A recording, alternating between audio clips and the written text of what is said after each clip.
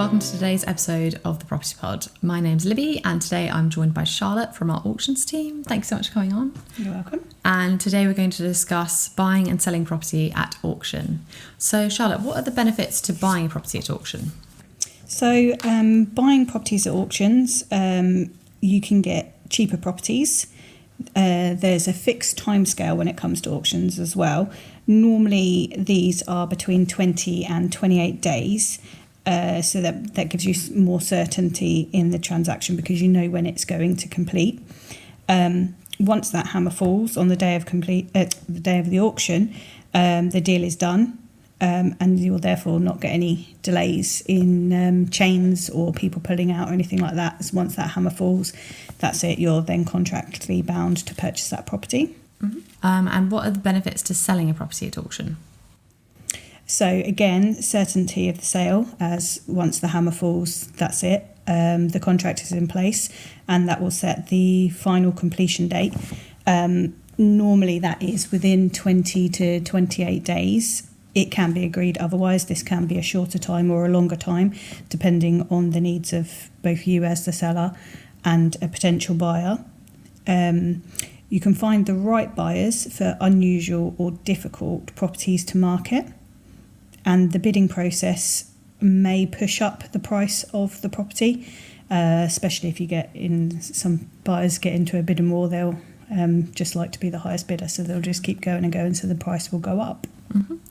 And how fast can you get a review done on the legal pack? So our normal service with the legal packs for the reviews is 72 hours. However, we do offer a 24-hour service, but there is a premium to pay for that. As we would have to drop all our other work to get that out to you. But it can be done in 24 hours, but generally is 72. The longer we have, the better, really, to be able to go through it all for you. Mm-hmm. And how much work is involved if I were to buy through a company at auction? Buying as a company through auction, we would need to carry out additional AML checks. So we would need to do identity checks on not only the company, but the directors and the shareholders of that company as well.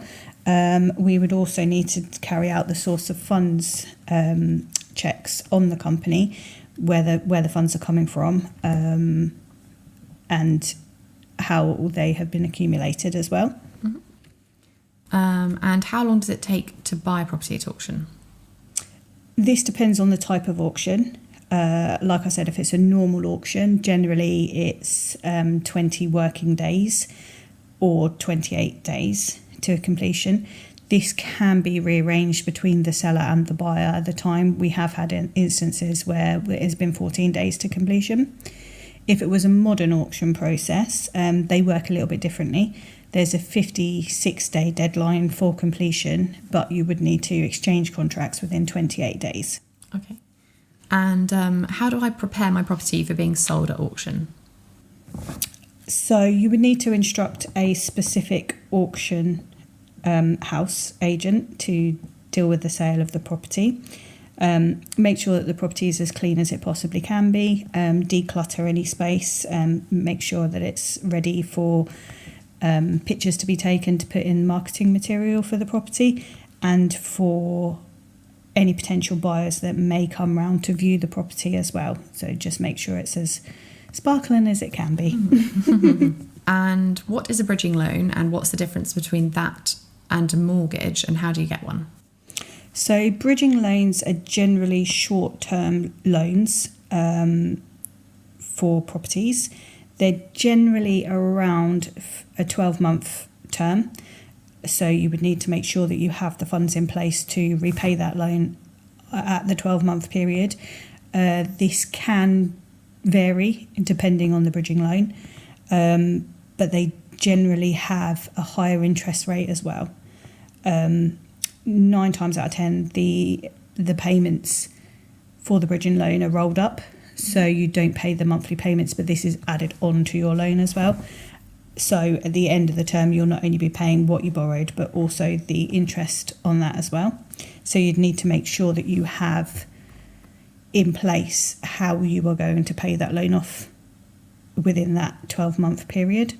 Whereas with general mortgages, they're generally for a longer period of time, say 30 years, and the interest rates will therefore be lower. Okay.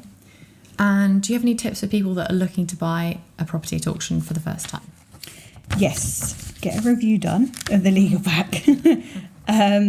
Make sure that you instruct a auction solicitor to go through the legal pack before you bid on the property at the auction, because there may be things in the pack that you wouldn't necessarily pick up on, problems with title deeds, special conditions that could mean that you have to do something before completion, or additional costs that may be involved in that.